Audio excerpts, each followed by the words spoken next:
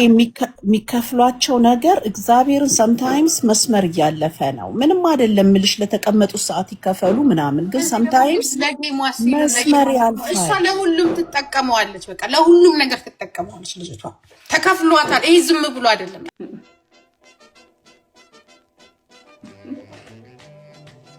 በነገራችሁ ላይ ወላጆች ስልካችሁን ከልጆች አርቁ ሳይሆን አሁን የሚባለው ልጆች እባካችሁ ስልካችሁን ወላጆች በማይደርሱበት ቦታ አስቀምጡ፣ ስልክ ወላጆች በማይደርሱበት ቦታ ይቀመጡ የሚል ጊዜ ላይ ደርሰናል ማለት ነው። እኔ ግን አውቀው አይመስለኝም። ለማንኛውም ጋሼ ፍሊተር ላይ ኖት። እንግዲህ ልጃቸውም መልዕክት ከደረሰሽ እባክሽ ከፍሊተር አውጪያቸው። ድንገት ፍሊተር ላይ ሆኖ እና ፍሊተር ላይ መሆኑን ሳይገነዘቡት ይመስለኛል። አውቀው ከሆነ ግን ቫይራል ለመውጣት ብለው ተሳክቶላቸዋል፣ ቫይራል ወጥተዋል ማለት ነው። እየተገረፍክ ማለት ነው። ሙሽራ ነው እና ጓደኞቹን እንዳለ እየገረፈ ማለት ነው። አይ ኢትዮጵያ በጣም ሰፊ እኮ ናት። ኢትዮጵያ በጣም ሰፊ ናት። እውነት በጣም ብዙ ባህል እና ወግ ያለን ማህበረሰብ ህዝቦች ነን እኮ። እናንተ ብትሆኑ ትሄዳላችሁ እዚህ ሰርግ ላይ ያለንጋውን ስራ የምን ሀገር ባህል ይሆን ታውቁታላችሁ? እስቲ የምታውቁት ኮሜንት ላይ እስቲ አውቀዋለሁ በሉ። የምን ሀገር ባህል ይሆን? የምን ሀገር ባህል ይሆን? ሙሽራ በቃ የተበሳጨበት ሰው ካለ ዛሬ ነው እልሁን የሚወጣው። በጣም ያስቃል እውነት። እንዴት ናችሁ የተከበራችሁ የተወደዳችሁ የኛ ማዕድ ቤተሰቦች? እኔ በጣም ደህና ነኝ። እንኳን ወደ እኛ ማዕድ በሰላም መጣችሁ ብያለሁኝ። እንግዲህ እንደተለመደው አዝናኝ እና ፈታ በሚያደርጉ ቪዲዮዎች ቆይታዬን ጀምራለሁ ማለት ነው። ዛሬም የተለያዩ የቪዲዮ ስብስቦችን ይዤ መጥቻለሁኝ። በተለይ የእናንተን ሀሳብ አስተያየት ይፈልጋሉ ብዬ የማስባቸውን ማለት ነው። እና ደግሞ ኮሜንት እያደረጋችሁ አይደለም ያላችሁት። አረ ኮሜንት አድርጉ። ዛሬ ይዤላችሁ የመጣኋቸውን ጉዳዮች ሃይላይቱን ለመንገር ያክል የሰሞኑ የእሸቱና የአውንታ በርሲሳ ፍጥጫ እና ብጥብጥ ቀጥሏል። አሁንም ድረስ ውዝግቡ እንደቀጠለ ነው እና እንግዲህ እሸቱም ዩቲዩብ ቻናሉ ላይ ወጥቶ ስለተከሰሰበት ወይም ደግሞ ስሙ ስለተነሳበት ጉዳይ ምላሽ ሰጥቷል። የሱን ምላሽ ተከትሎም ደግሞ አውንታም ለእሸቱ ምላሽ ሰጥቷል ማለት ነው። እሱን እንቃኛለን። ሌላው ደግሞ የነ ዘቢባና የሄለን ፍጥጫም ቀጥሏል። እንግዲህ ሄለን ጉዳዩን ያነሳችው ለጌሟ ስትል ነው የሚሉ አካላት አሉ። ሲቀጥል ደግሞ ተከፍሏት ነው የሚሉ አካላት አሉ። ጎራ ለይተው ነው ማለት ነው ሰዎች አስተያየት እየሰጡ ያሉት። የሄለን ጎራ አንዱ ነው። ሲቀጥል ደግሞ የነ ዘቢባ ወይም ደግሞ ኢሱ አያቃትም የሚለው ያቃታል፣ አብረው ላይፍ አሳልፈዋል የሚሉ አሉ። ቢያቃት ኖሮ ደግሞ አንድ ምስክር እንኳን ታመጣ ነበር የሚሉም አሉ እና በዛ ጉዳይ ላይ ደግሞ እነ ጂጂ ሌሎችም ቲክቶከሮች ገብተውበታል ማለት ነው። ፍጻሜው ድረስ አብራችሁኝ እንድትሆኑ በአክብሮት እጋብዛለሁኝ። ለቻናሌ አዲስ የሆናችሁ ቤተሰቦች ሰብስክራይብ የምትለዋል በተን በመጫን ቤተሰብ ልትሆኑ ትችላላችሁ እና ደግሞ የደውል ምልክቱን ብታበሩ አዳዲስ ቪዲዮዎችን ስለቅ ሁልጊዜም ወደ እናንተ ይደርሳል ማለት ነው። ለማንኛውም እስከ ፍጻሜው አብራችሁኝ ቆዩ።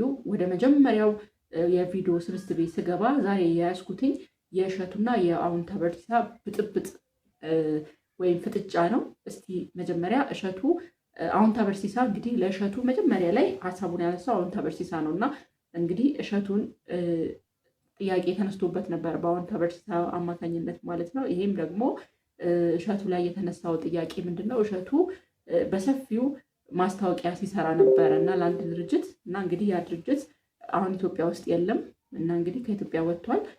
ነገር ግን እሸቱ ያን ለድርጅቱ ማስታወቂያ በመስራቱ የተነሳ ተጠያቂ ሊሆን ይገባል እንደነ ሰራዊት የሚል ሲሪየስ የሆነ ጥያቄ ከአውንታ በርሲሳ ተነስቶ ነበር ማለት ነው። አውንታ ያነሳውን ጥያቄ እንስማው፣ ከዛ ወደ እሸቱ እንሄዳለን ማለት ነው ስለሰጠው ምላሽ። የፐርፐዝ ብላክ ኢትዮጵያው ዶክተር ፍስሐ እሸቱ ከ1 ቢሊዮን ብር በላይ ይዞ ከጠፋ ነው ሰነባበት።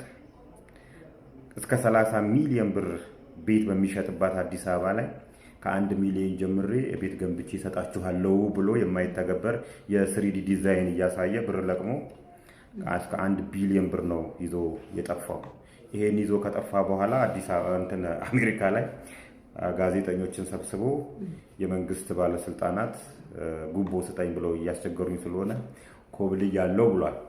እሱ ቢኮበልልም ግን የፐርፐዝ ብላክ ኢትዮጵያን ማስታወቂያ የሰራው እሸቱ መለሰ እዚሁ ነው ያለው። እና እንግዲህ የአዎንታን ክስ እንደሰማችሁት ነው። እና እሸቱ ደግሞ ለዚህ ጉዳይ ምላሽ ሰጥቷል። እሸቱ እንደሚለው ከሆነ እንግዲህ ለድርጅቱ ማስታወቂያ የሰራሁትኝ የዛሬ 5 ዓመት ነው። ለዛውም ድርጅቱ በሚያቀርባቸው የግብርና ውጤቶች አማካኝነት ነው እንጂ አንድም ቀን ስለ ቤት ማስታወቂያ ሰርቼ አላውቅም። እና እኔ ማስታወቂያውን የሰራሁትኝ የዛሬ 5 ዓመት 2018 5 ዓመት 6 ዓመት አካባቢ ላይ ነው እና 2018 ላይ ነው የሰራሁትኝ እና እኔ ልጠየቅ አይገባም። ምክንያቱም ወደ ቤት ካመራ ጉዳዩ እኔ ማስታወቂያ ላይ ሰርቼ ከተለያየም በኋላ ነው ጉዳዩ ወደ ቤት ወደ ሼር መሸጥ የመጣው የሚል ምላሽ ሰጥቷል። እስቲ የእሸቱን ደግሞ ምላሽ አዳምጠን እንመለሳለን።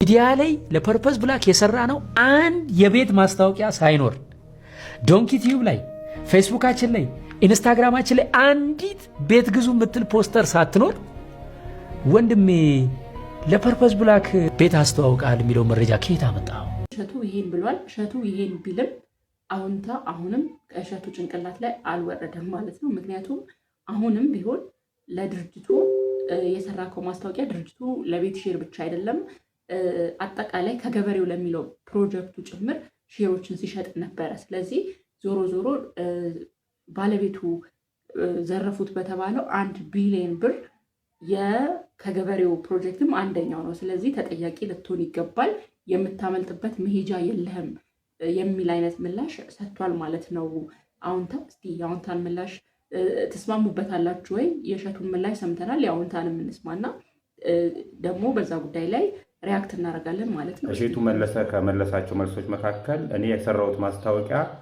የፐርፐዝ ብላክ ኢትዮጵያን የፋርም ሴክተሩን እንጂ የሪል ስቴቱን ሴክተር አይደለም የሚል መልስ ነው የሰጠው። ይሄ በሌላ አባባል ዶክተር ፍስሐ እሸቱ ይዘው ሄደው ብር እኮ የሪል ስቴቱን ብቻ አይደለም እኮ ሼር የገዙ ይሄ የፈረደበት የአዲስ አበባ ሕዝብ አለ። ኮንሱመሩ አገራችን ሰፊ መሬት አላት። ስለዚህ እዚህ መሬት ላይ የተለያዩ ኮንሱም የሚደረጉ ነገሮችን ቲማቲም፣ ሽንኩርት ምናምን እናመርታለን የሚሉ አንዲት ቀን ማረሻ በእጃቸው ይዞ የማያውቁ እጃቸው የሚለሰልስ ሰዎች ይመጡና የግብርና ባለሙያ ይሆናሉ። የተመረቁበትም የግብርና ስራ አይደለም፣ ግብርናን ጭራሽ የማያውቁ ሰዎች ይመጡና ሽንኩርት እናመርታለን፣ በርበሬ እናመርታለን እያሉ ሼር እንድንገዙ። ይሄ አንዱ ዶክተር ፍስሐ እሸቱ ነው እንግዲህ። በዚህም ኑና ሼር ግዙ አዲስ አበባ ላይ በርካሽ ዋጋ ከገጠር አስመጥተን ምናምን ብሎ ተንተባትቦ ህዝብ በልቶ፣ በተጨማሪም ደግሞ ሌላ የሪል ስቴት የመኖሪያ ቤት ችግር ስላለ ደግሞ 1.5 ሚሊዮን ብር ምንም መሬት ባይኖሩ ሜክሲኮ ላይ ፒያሳ ላይ መሀል ፒያሳ ላይ ቦታ እንኳን ሳይኖር ቤት ሰርቼ እሰጣችኋለሁ እና አምጡ እያለ ተቀብሎ ነው እጥብ አድርጎ አሜሪካ የገባው።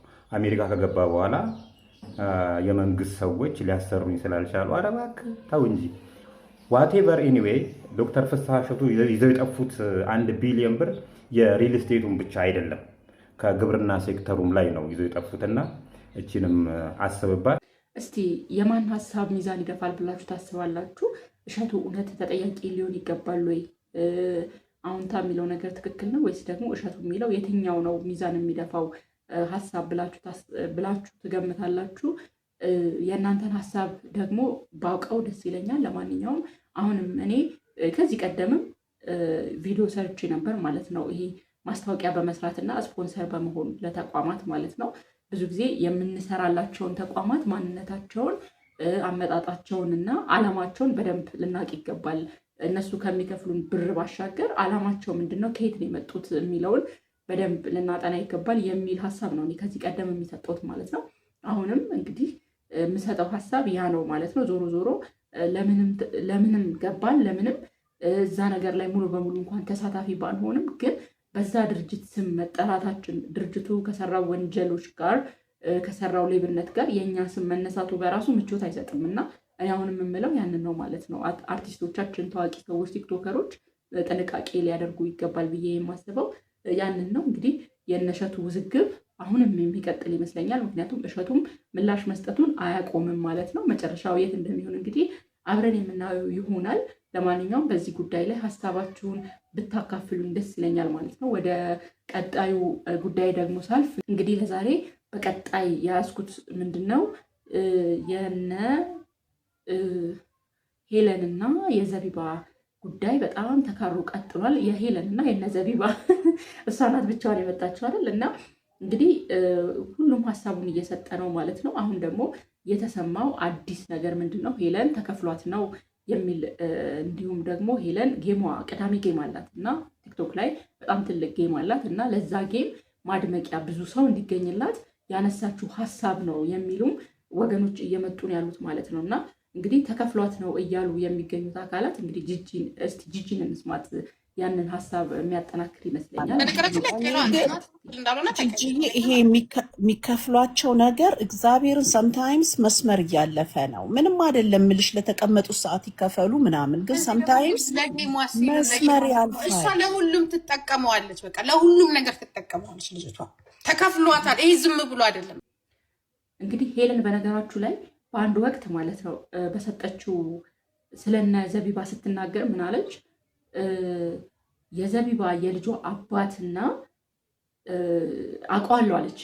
የዘቢባ የልጇን አባት በደንብ ነው ማውቀው ብላለች። በነገራችሁ ላይ እንደውም ካሳሁን ፍስሐ ማንዴላ እሱ ሰፈር ነው የሚኖሩት እና በጣም ተናዶባት ስታገባ ማለት ነው በጣም ተበሳጭቶባት እንደነበር እንደውም በጣም ከመናደዱ የተነሳ በጣም ተጎድቶ እንደነበር ጸበሉላ ካሳሁን ማለት ነው ካሳሁን ፍስሐ ወይም ማንዴላ አርቲስቱ ማለት ነው ጸበል ወስዶት እንደነበረ ተናግራለች። እንግዲህ ተከፍሏት ነው የሚሉ አካላት ይሄንንም እንደ አንድ ማስረጃ ያነሳሉ ማለት ነው። ሁለተኛ ላይ ደግሞ ለጌሟ ስትል ነው፣ ጌሟ ላይ በጣም ብዙ ሰው እንዲወጣላት ለጌሟ ድምቀት ስትል ነው ይሄንን ነገር ያነሳችሁና የሰዎቹን ሕይወት እየበጠበጠች ያለችው ያሉም አካላት አሉ ማለት ነው። እና እንግዲህ ጌሟ ቅዳሜ ነው ጌሟ እና በዚህ ዙሪያ በሰፊው እኔ እያየሁ ያለሁት ምንድነው የተሰሩ ፎቶሾፖችን ኤአይ ቪዲዮዎችን ጭምር በጣም እየተለቀቁ ነው። እሷ ትስራው ሰዎች ነገር ለማጋጋል ተጠቅመው ይስሩት አላውቅም፣ ግን በጣም እየተለቀቀ ነው ያለው ቲክቶክ ላይ ማለት ነው። እሷ በበኩሏ ማስረጃ ብላ የምታመጣቸው ነገሮች የሚያሳምኑ ነገሮች አይደሉም እውነት ለመናገር እና ለማንኛውም አሁንም ዙሩ ከሯል፣ ተጧጡፏል። አዲስ እይታና አዲስ ሀሳብ ነው የመጣው።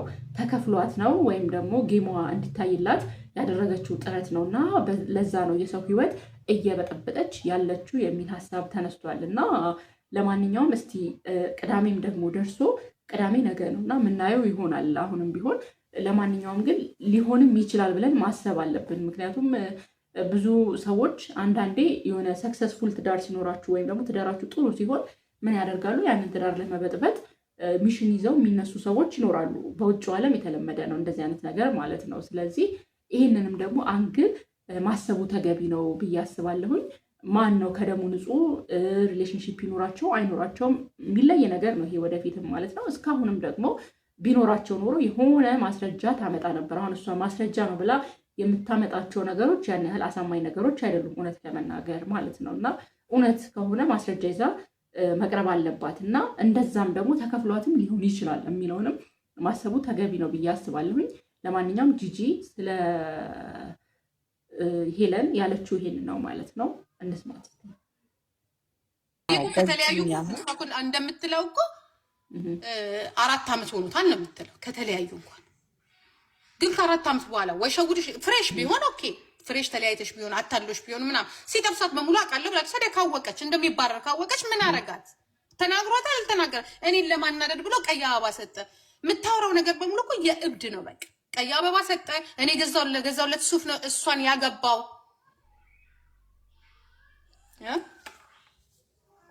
ኖር ነው ይሄ በነገራችን ላይ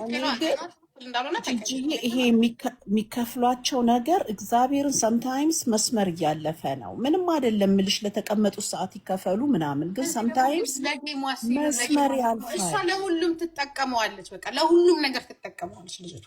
ተከፍሏታል። ይሄ ዝም ብሎ አይደለም። አንዳንዴ ይኸውልሽ እሱን ማብሸቅ ትችያለሽ፣ ግን እንደዚህ ዲቴል ደግሞ ምንም ያልነካችሽ ልጅ፣ በጣም ጨዋ የሆነች ልጅ፣ የልጆች እናት፣ አንደኛ እናት ሆነሽ እቺ ልጅ ገና ናት። አሁን ሁለተኛ ልጅ ወልዳ 3ኛ ልጅ ወልዳ ነው አይደለ? ሁለተኛ ነገር ደግሞ ለኛ የኛ ሀብት ናት፣ አርቲስት ናት።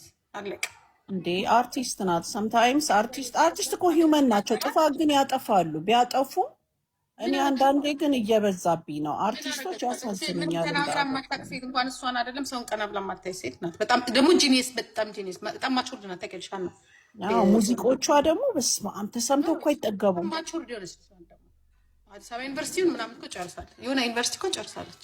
ቪዚት አድርጋለች። ተራ ሴት እኮ አይደለች። እንግዲህ የሁለቱ ጉዳይ አሁንም በጣም ብዙ ሰዎችን እያስገባ በጣም ተካሯል፣ ተጧጡፏል ማለት ነው። እኔ ግን ዞሮ ዞሮ ትዳራቸው በዚህ የተነሳ አደጋ ላይ ባይወድቅ ደስ ይለኛል። በተለይ ለልጆች ሲባል ማለት ነው። እንግዲህ ምን መሀላቸው እንዳለ ይኑር አይኑር ካለ በእርግጠኝነት የሚታወቅ ይሆናል። እንደተባለው ደግሞ የሆነ ሰው ከጀርባ ሆኖም ደግሞ እሷን ከፍሎ ይሄን ትዳር እየበጠበጠ ካለም ደግሞ የሚታወቅ ይሆናል ማለት ነው። ለማንኛውም ሳምንቱን በጣም ከያዙት የማህበራዊ ኢሹዎች አንዱ የሁለቱ ሰዎች ትዳር ነው ማለት ነው። ይሄ ጉዳይ ነው ማለት ነው። ለማንኛውም ወደፊት የምናየው ይሆናል። ስለተከታተላችሁኝ በጣም አመሰግናለሁኝ። የኛ ማዕድ ቤተሰብ ያሉ ናችሁ። ቤተሰብ እንድትሆኑ አሁንም ጥሪዬ በጣም በቃ እንዴት ነው በጣም ያየለ ነው ማለት ነው። አሁንም አብራችሁኝ ስለሆናችሁ እያመሰገንኩኝ፣ ሰብስክራይብ አድርጉኝ፣ ኮሜንት አድርጉ፣ ላይክ አድርጉ። ላይክ በጣም ያንሳል፣ ሰብስክራይብ በጣም ያንሳል፣ ኮሜንት በጣም ያንሳል። የለም ኮሜንት እና ኮሜንት አድርጉኝ ማለት ነው፣ አድርጉልኝ ማለት ነው። ውዶቼ በጣም አመሰግናለሁ አብራችሁኝ ስለቆያችሁ። ቸር እንሁን፣ ቸርን ሰንብት። ቻው